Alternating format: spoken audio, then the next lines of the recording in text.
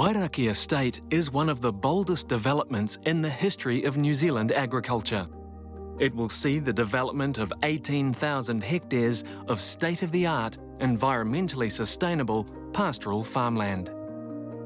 In 2004, Wairakei Pastoral purchased the estate spanning over 25,000 hectares, with the vision to carefully convert it into a range of productive uses that will benefit the Taupo community for generations to come. When complete, the estate land use will comprise of approximately 54% of pastoral dairy farming, with another 17% for young stock development, complemented by forestry and reserve land spanning over 25%, and 4% in cropping and geothermal power generation. The temperate central North Island climate is perfect for growing grass to feed animals year-round, and combined with the very best farming expertise, Wairakei Estate will house some of the most productive and sustainable dairy farms in New Zealand.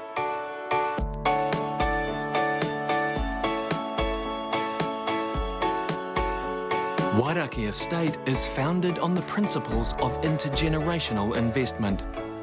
The three partners have always regarded this as a long-term project. 12 years might seem long-term for a lot of people, but actually for us, it's not. We really look at this project as intergenerational in its nature, and we like the idea that our grandchildren, and indeed our grandchildren's children, will be proud of this property and they'll be proud of what we have created here. And so this adding value to the land will go on forever. The estate doesn't measure success by financial indicators alone. It uses a triple bottom line that includes environmental and social goals. Every decision is made with three questions in mind. Is it good for the farm? Is it good for the land? Is it good for the community? One of the most significant parts of the triple bottom line is caring for the environment. In order to measure the impact of farm activities on the land, the estate owners recognised the need for collecting comprehensive baseline information. Before a single tree was harvested, they went to extraordinary lengths to ensure they had a thorough understanding of the land and its context.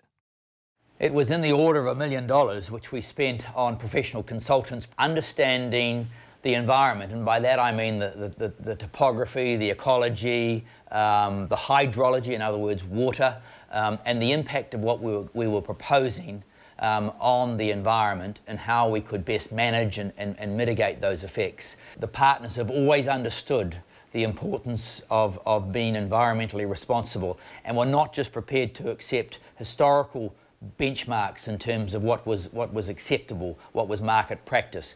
We were looking to establish new best practice parameters, and in doing so we were looking toward the future, not the past.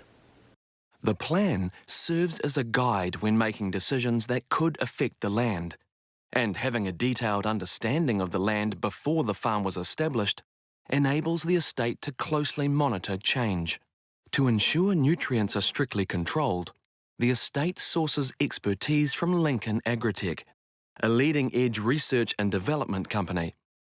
A precision agriculture specialist, Agritech is experienced in applying sensing technologies to manage groundwater and fertiliser on-site.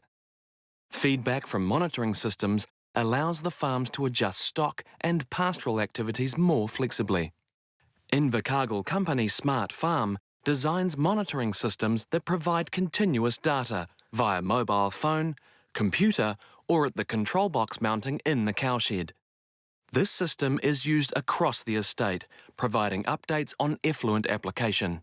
As we're developing our farms and effluent systems, it's a non-negotiable for us to have technology installed that stops the irrigators if they ever have any issues, to stop any over-application or any effluent breaches. Effluent is a sensitive issue. It is an issue that we take very seriously. We ensure that our farms have systems in place, they have storage and application methods that well and truly fit within regulation, and it's something we're constantly looking at and challenging ourselves on how we can improve.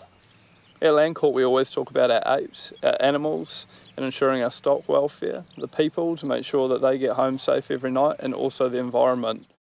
The online system also measures and records fertiliser use, provides live spreader tracking and calculates how much fertiliser is needed. So each farm's got a database of every fert application that's happened. As the spreader comes in, it's mapping GPS exactly where they've been and what fertiliser went on. This then goes back to the farm and it shows on a map exactly where each fertiliser has been, and this record's kept in the database. Using these systems takes the guesswork out of application of fertiliser. It means we're more efficient, we get more value for our money, and we're also ensuring that we're not over-applicating to the land. The intergenerational approach of this project has many benefits. The owners are involved in this for the long term, and it means we can make long-term decisions. You'll see that primarily through our beautification program. The stone walls are really evident on every farm. They demonstrate with local stone, a long-term perspective. We have a very strong view on creating an attractive landscape through planted avenues. We have copses along the roadside and then trees throughout the farm. We develop the wetlands and riparian areas, paying special attention to these. We try and make that every farm has its own signature tree so they get their own identity, yet overall all the farms are connected with a common tree, the poplar. And this is creating a fantastic landscape. Initially we started off with a $5 million budget for planting materials. Now this has been increased to $10 million, which is a further enhancement of the owner's passion for the project. The Waikato Regional Council is an important stakeholder for the estate. It too uses the same three measures of success: social, environmental and economic well-being. We have a strong working relationship with Wairakei Estate, both from a staff level, and a very good relationship with the Chief Executive, Chris Parkinson, and with their board. We are their regulator. It's important that they're seen to be leading in the field, given the size that they are and the willingness they have to provide leadership in the community and the environmental stewardship that they're seeking to achieve. Wairakei Estate have been proactive in working with us. They've got involved in our policy development and have tried to ensure that the local community understand they're there for the long term and have good intentions. They also understand that their activities contribute to both the economy and the environment in the wider context, both in the upper parts of the Waikato region and in the whole catchment as a whole. Wetlands play a vital role, functioning like natural kidneys for the land by filtering water. They are important habitats for native birds, fish, invertebrates and plants. Currently on the estate we're working on 9 wetland systems, which is about half of what we've identified overall that exists. These wetlands are important to us. They're great natural filters. First of all though, we start with a management plan for each wetland. That plan's unique because every wetland's unique. Some we need to do some minor modification, many we just need to manage the pest, plant and animal problem. Plants are critical in the development of our wetland and riparian systems. Not only do they utilise any nutrient that may make its way into the waterway, they act as great filters, they provide habitat for birds, they're good for erosion control, and this improves the overall water quality and the stream life within. Originally we set out to have an average setback from the Waikato River of 30 metres. This was recently increased to 50 metres and now it's set at 75. In fact, I think on our first property, Renowned, we are at one point over 150 metres from the water edge. Wairakei Estate was purchased as an intergenerational investment, and one of the many benefits of this is that the owners are passionate about ensuring that we lift the bar, that we are seen as a model for other farming practices in the area. We feel that's a key responsibility that we have. Having these ambitious goals for the estate is reasonable, but ensuring they're upheld and rolled out over the whole 25,000 hectares can be challenging. To combat this, Wairakei Estate have employed a dedicated environmental manager, whose role is to provide overall environmental leadership, including the setting of standards, compliance monitoring, stakeholder reporting, staff and stakeholder engagement, and communication on the environmental impacts of the land use change. One of the estate's key success factors has been the long-term partnership with Landcorp. Landcorp has the essential expertise, environmental credentials, and wealth of agricultural experience required. Just as importantly, they also share the estate's values in terms of matching or exceeding industry best practice and striving to keep learning and improving. Their Farm Pride Quality Assurance program emphasises environmentally sound practices, minimising the use of chemicals and the creation of waste, and protecting water, soil and air quality. That commitment to both the natural and agricultural values of the land is a good fit for Wairakei Estate. Well, I think Landcorp is a farming company and we're a rural company. Most of our staff live and work in the rural communities. So we recognise how important rural New Zealand is to our future. In terms of the Wairakei Estate program, we have been investing a great deal in developing farms that are attracting a lot of new people to the region, a lot of new jobs. We're building 14 new homes alone across the farms this year. So there's a huge amount of construction activity happening, there's a lot of jobs for local tradespeople, and naturally we're sourcing a lot of our supplies from local agricultural suppliers as we operate the farms going forward. So we're really positive about the impact we're having on the region's economy. Landcorp is New Zealand's largest dairy farmer, but it aspires to be the world's best dairy farmer. And being the world's best dairy farmer means not only being its most productive and profitable, but also using the latest science and technology to ensure that we can nurture and rejuvenate the environment. Every decision we make on farm is both about how do we make it more productive, but also what the impact on the environment is likely to be. It's a very ambitious goal for us to set for ourselves, but without it, I don't think we deserve to be managing an operation of such scale and importance for New Zealand. Well, already in our 10 years of operation, we've managed to attract some of New Zealand's best dairy farmers from around the country to come and work on the estate. And I think they come to work with the Wairakei team for a variety of reasons. The first is that it's an amazing opportunity for ambitious young farmers to come and build new dairy farms from scratch. It's an incredible challenge for them to get them running and performing well. The second thing is that there's been no expense spared by the owners to develop really high quality dairy farms. They are beautiful farms with the very latest and best equipment. They look terrific from the roadside and they're a privilege to be a part of them to work on. And the third piece is the Taupo region's just a great place to live, and a lot of people are attracted to the lifestyle they can offer their families working in this region. Landcorp's role as an employer is important to the local community. The organisation is keen to recruit new talent and ideas to the agricultural sector. Recruitment is absolutely critical to our future success and achieving the goals and objectives that we've set here at Landcorp. So in order to get the best outcomes from these dairy farms is that we need to get the best people. That doesn't necessarily mean that they need to come fully equipped and skilled, but they need to come with the right attitude. We've got a significant training budget that we invest in our people, not just in the skills on dairy farming, but with personal development as well. When those people start, the primary focus for us is health and safety immediately, and that we know that experienced people are safe people, but when people start on the farm, we know that they're exposed to a potentially dangerous working environment, and we need to mitigate that. So we spend a lot of our emphasis on health and safety. And immediately anyone coming onto our farms can see that health and safety is of paramount importance to us in the way that we present our farms, and we're constantly meeting with staff and talking them through toolbox meetings in terms of identifying hazards. When people start in the dairy industry, they normally start as a dairy assistant, which is an unskilled position. When we start here at Landcorp, it's important that education is an essential part of their growth, and we encourage them to be part of the Ag ITO program, which goes through 2, 3 and 4 levels, and including level 5 if they want to go that far. And we do now have a number of people who have got Ag ITO level 5, which is an agribusiness diploma, and it's quite a significant skill. Through the training and everything, they just steer you in the right directions. They know, because of the whole matrix of it, and they know, to be a farm manager, you need to have, the skill set, that skill set, and this skill set. And they just steer you where you need to be and teach, and you get to learn and make mistakes and learn from your mistakes. And here I am, almost 10 years later, and I'm running a 1,600 cow farm. And I'm just about to complete an agribusiness management diploma.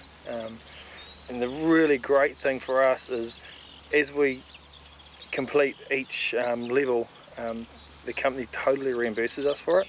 So it's just an absolute win-win. You put in all that that hard work and extra effort, you know, in your own time, and you get it signed off, and the company says, oh, here, thanks for doing that, you know, you've got something out of it, we're going to gain something out of it, here's your money back, you know. So health and safety, it's like really paramount to what we do here with our people.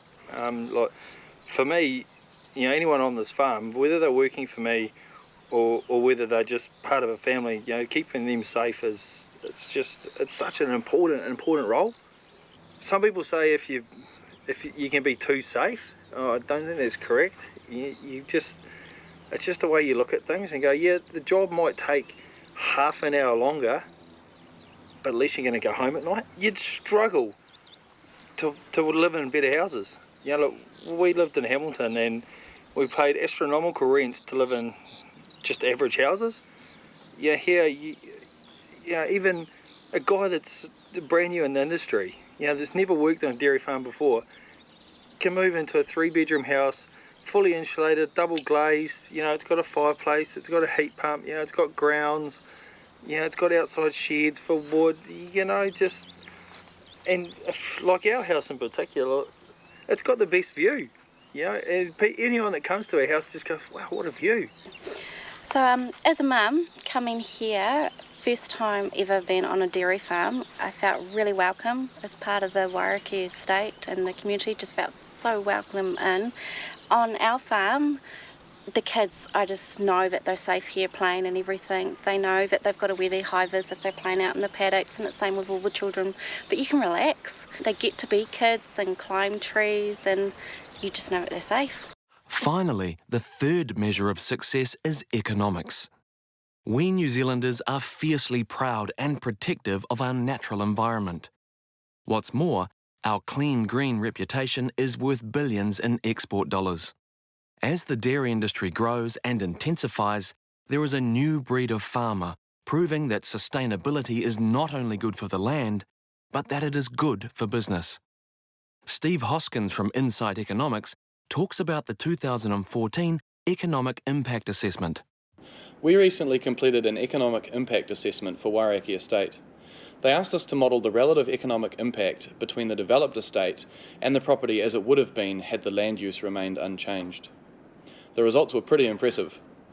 Operating profits are expected to grow by 9% annually, from 17 million now to 138 million by 2038.